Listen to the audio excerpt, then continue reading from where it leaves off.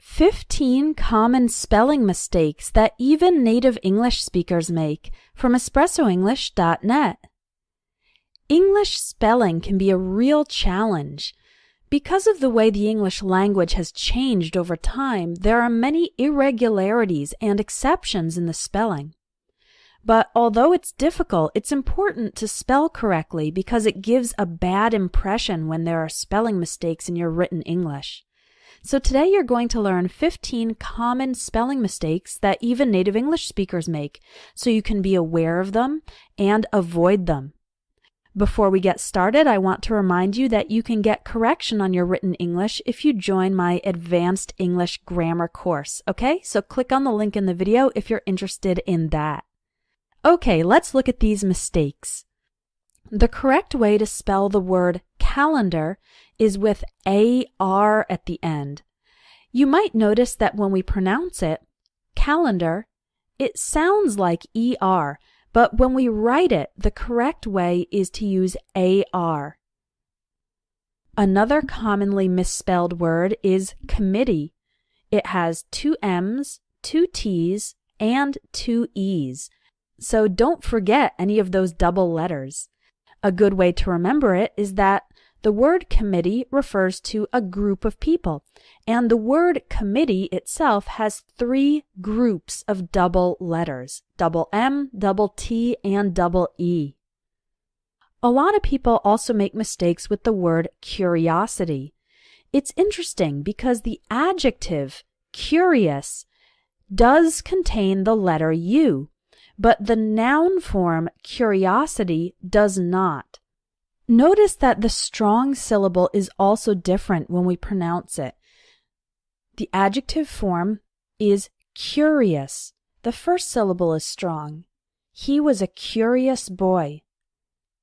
And in the noun form, curiosity, the third syllable is strong, os. His curiosity got him into trouble. Here's another word which you definitely shouldn't misspell. The word definitely does not have an A in it, okay?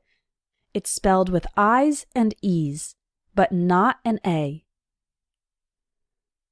If you make a mistake, you might be embarrassed. The word embarrassed has 2 R's and 2 S's. That's true for the word embarrass, embarrassed, and embarrassing. All of them have 2 R's and 2 S's. English learners often get confused with the word 40, that's 40. The word 40 does not have the letter U. The words 4 and 14 both contain the letter U, but the word 40 does not. Here's another one, the word forward. Now, some people pronounce it forward, and some people pronounce it more like forward. But when you're writing it, you need to include the R, F-O-R-W-A-R-D.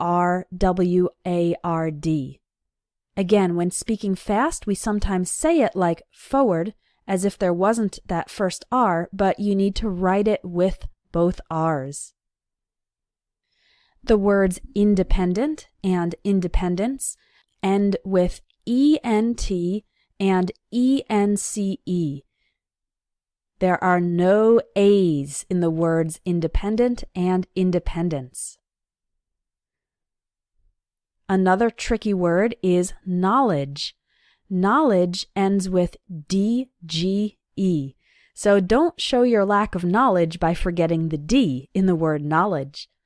Other words that have this same DGE ending include bridge, judge, and pledge. Let's look at the word necessary. We only need 1 C and 2 S's in the word necessary. But in the word occurred and occurring, then we need 2 C's and 2 R's. Now the base form of this verb, occur, has 2 C's and just 1 R at the end. But when we add the ED ending to make it in the past, or the ING ending To make it continuous, then we need to double the R, so we get occurred and occurring with 2 C's and 2 R's. The word propaganda refers to content, like articles, advertisements, or videos, that are specifically made to convince you to think a certain way. And the first part of this word is spelled P-R-O-P-A, propaganda, not P-R-O-P-O. Next, we've got the word minuscule, which describes something that is very, very small. Now, it sounds like minuscule when we pronounce it, so you might think it starts with M-I-N-I, because we do use the prefix mini to talk about small versions of things, but minuscule starts with M-I-N-U. That word is not especially common, so let's go to one that is a lot more common. That's the word separate or separate. Now, when the word is used as an adjective, then we pronounce it like separate. For example, men and women have separate bathrooms. And when it's used as a verb, then we pronounce it separate.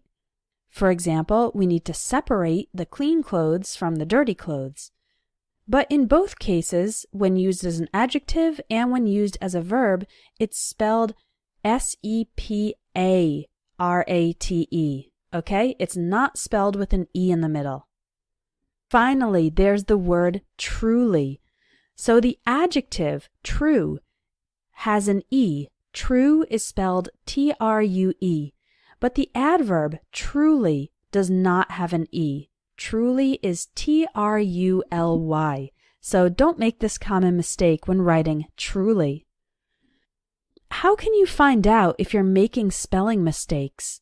Well, computer programs like Microsoft Word and there's another program called Grammarly can help you, but they might not find all the errors. But in my advanced English grammar course, you can send me your writing and I'll correct it.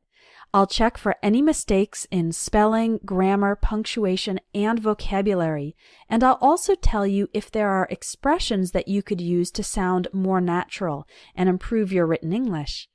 Click on the link in the video for more information about the Advanced English Grammar course.